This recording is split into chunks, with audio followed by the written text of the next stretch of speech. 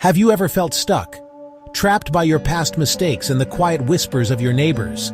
Have you ever longed for a single moment, a simple conversation, that could wash away the shame and give you a completely new beginning? Life, has a way of leading us down dusty, difficult roads, leaving our hearts parched and our spirits weary.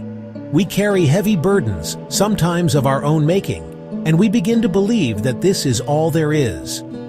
We search for satisfaction in all the wrong places, drawing from wells that only leave us thirsty again. We yearn for a clean slate, a chance to be seen for who we could be, not just for who we have been. In a small town in Samaria, there lived a woman who knew this feeling all too well. Her life was a collection of broken relationships and painful choices.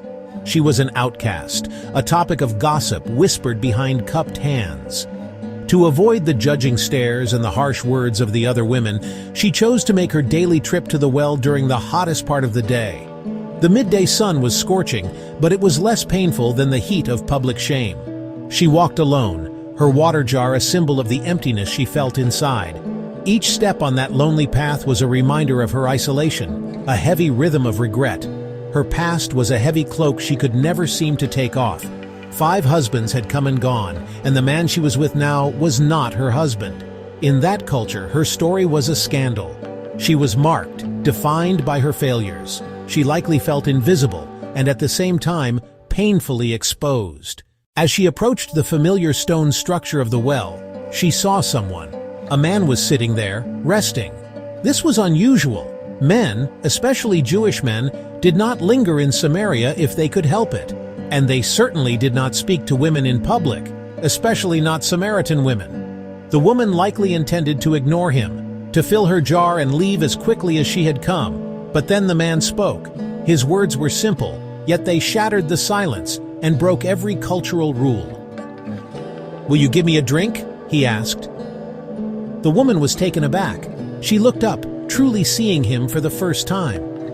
Jesus responded to her question with a mysterious and compelling offer. If you knew the gift of God and who it is that asks you for a drink, you would have asked him, and he would have given you living water. But whoever drinks the water I give them will never thirst. Indeed, the water I give them will become in them a spring of water welling up to eternal life. The woman's transformation was immediate and astounding. In her excitement, she left her water jar behind. The very thing that had symbolized her burden, her shame, and her daily struggle was now forgotten. She ran back to the town she had once tried so hard to avoid. She was no longer hiding. Her fear was gone, replaced by a bold and electrifying testimony. "Come, see a man who told me everything I ever did," she exclaimed. The townspeople were intrigued. What could have caused such a dramatic change in this woman? Because of her words, many of them left the town and made their way to the well. The ripple effect of her single encounter with Jesus had begun. One life touched by grace was now touching an entire community. Jesus met a broken woman in her place of deepest shame and offered her a new identity and a new purpose. When we experience the hope and acceptance that Jesus offers, we cannot keep it to ourselves. One encounter can start a wave of hope that can transform countless lives.